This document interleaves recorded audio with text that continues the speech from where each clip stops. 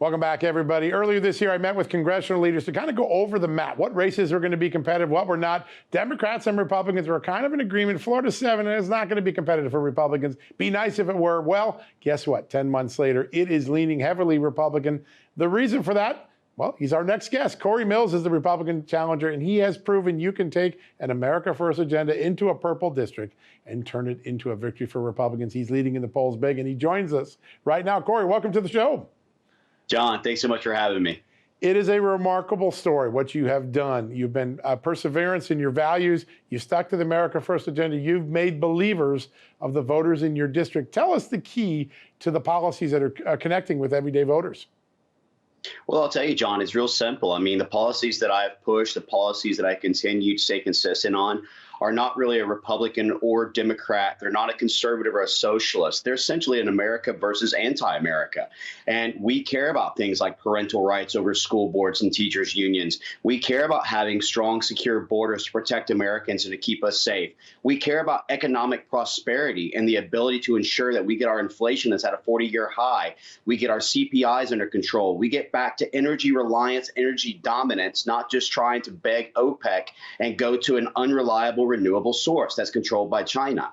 We care about not involving ourselves in more endless wars, understanding that the evolution of warfare has gone from kinetics and is now in an economic resource stance where we do have geopolitical axis of evils like China, Russia, Iran, North Korea, who has come together. But we stand firm as Americans. I continue to push and understand American exceptionalism. I continue to push and understand our core values, and I continue to push and stand for our constitutionality. And that's really the only thing I've done here in CD7.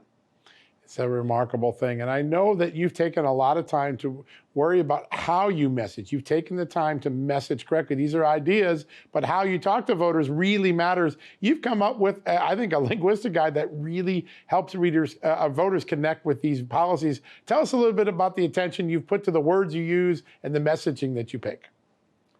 Well, at the end of the day, we've allowed the left and the radicals to continue to hijack definitions of things. It's like we are ostracized and banned from utilizing unification. We are somehow allowing them to take over the narrative and control the narrative.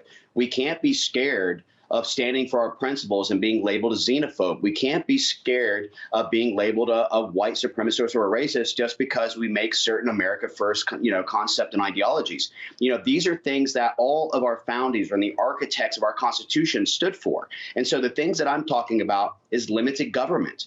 Stopping federal government from overreach, not just into our lives and into our homes, but into our businesses as well. Understanding that as a job creator and someone who worked in the private sector and creates over 127 plus Floridians in jobs in Florida today and supports over 200 law enforcement departments across the country, we understand that it's defend the blue, not defund the blue. We understand that job creation starts in the private sector, not in the actual federal sector.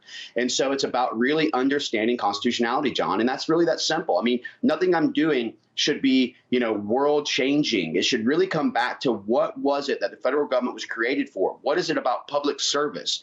Understanding that no matter if you're left or right, you should not be buying, selling, and trading stocks for personal enrichment.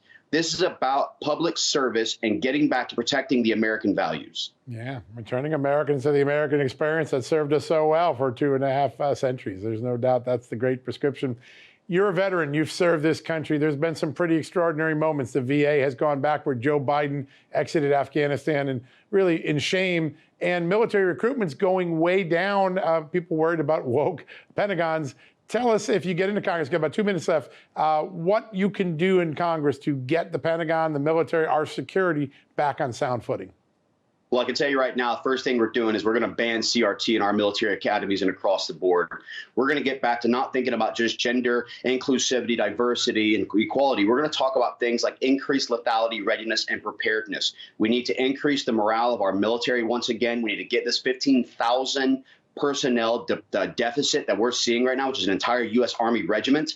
And we need to get back what it is to be proud to serve once again. I served in uniform. It was the proudest moments of my life, wearing that American flag on my right sleeve, fighting for our country, and understanding that what it is to really be willing to die to defend that U.S. Constitution. But we are now defending it not against the internationals. We're defending it against those who want to tear it from within domestically. So I'm all about banning CRT, banning ESG from corporations, and getting back to GOD in our communities, our schools, and in our homes. What an idea. We got about 20 seconds left. Inflation, getting energy prices under seems like the starting point. Are you prepared with your colleagues to get that done?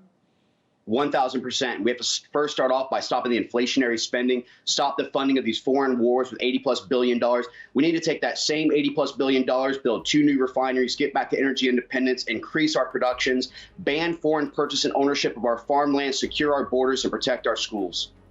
Yeah, I think Americans are getting a strong sense of why the voters in Florida 7 are so excited about your candidacy. Cory Mills, what an honor to have you on today. Thank you so much for joining us. We're going to be watching your race closely on election night. Thank you, John.